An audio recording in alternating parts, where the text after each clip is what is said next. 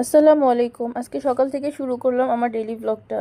আমার 2 ছেলেমেয়ের আজকে অনলাইন ক্লাস ছিল, তো ওরা ওদের অনলাইন ক্লাসটা কমপ্লিট করলো। তারপর আমার ছেলে মেয়ে দুজন শাওয়ার নিয়ে, আমার ছেলে এখানে কোরআন পড়ছিল, সবাই যার যার মতো নামাজ টামাজ শেষ করছে। এখানে আমার মেয়ে, আমার দেবরের মেয়ে, ওরা বসে বসে মোবাইল দেখছিল। তারপর আমার দেবর ওর দই বড়াগুলো সারা রাত ও কমপ্লিট করেছে। এখন এগুলো ও নিচে নিয়ে যেয়ে এগুলো সব সেল করবে, আর ওর দোকানে ও সাজাবে। তো সবাই যার মতো ব্যস্ত ছিল। তো আমরা এখানে এখন বিকাল হয়ে গেছে, আমি এখন সব ইফতার রেডি করব। তো আমি বেসনে আজকে একটা জিনিস আপনাদের সাথে শেয়ার করব, তা হলো মচমচে কিভাবে করবেন আপনার আলু চপ, বেগুনি বা ডিম চপ। তো আমি বেসনটা নর্মালি যেভাবে করার ওভাবেই করছি। বেসনে আদা, হলুদ, মরিচ, ধনিয়ার গুঁড়া, লবণ আর সামান্য পানি দিয়ে আগে বেসনটা আমি গুলিয়ে নিলাম। তারপর এখানে সামান্য একটু সোডা, অবশ্যই সোডা দিবেন। সোডা এবং আমি কি দিচ্ছি সেটা একটু আপনারা খেয়াল করেন।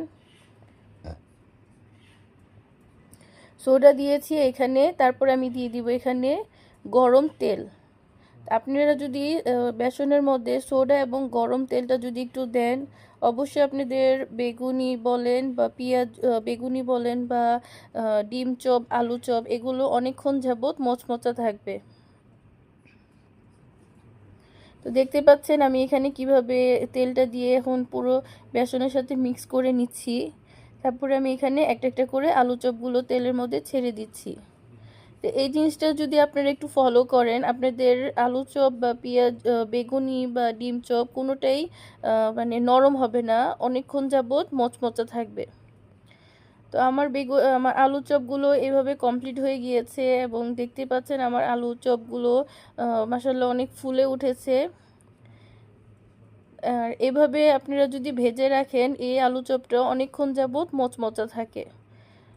তো আরেকটা জিনিস শেয়ার করছি, সেটা হলো পেঁয়াজু নর্মালি যেভাবে মানে যেভাবে বানার ওভাবে বানাই। এটার সাথে কিছু অ্যাড করবেন, সেটা হলো হয় বেসন অ্যাড করবেন, না হয় চালের গুঁড়া। এই দুটো যদি আপনি অ্যাড করেন, তাহলে আপনার পেঁয়াজুটা অনেকক্ষণ যাবত মচমচা থাকবে। আমি ডালের মধ্যে পেঁয়াজ, কাঁচামরিচ, আদা, হলুদ, মরিচ এগুলো দিয়েছিলাম, তারপর সাথে দিয়েছিলাম বেসন।